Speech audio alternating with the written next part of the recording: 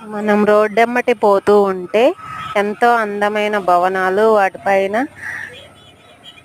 మంచి మంచి రంగులు, పువ్వులు కనబడతా ఉంటాయి. వాటి వెనక ఎంతో కష్టం ఉంటుందండి. దాని మీద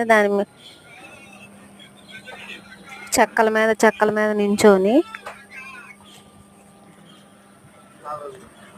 ఈ పెయింటరు ఎలా రంగులు వేస్తున్నాడో చూడండి.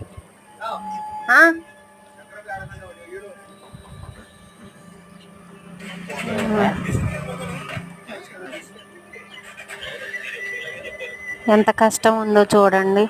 తప్పు దారి కింద పడిండో పరలోకానికే పోతాడు. కాబట్టి చాలా జాగ్రత్తగా వేయాలి. వీళ్ళ శ్రమని గుర్తించండి. ఎవరిది?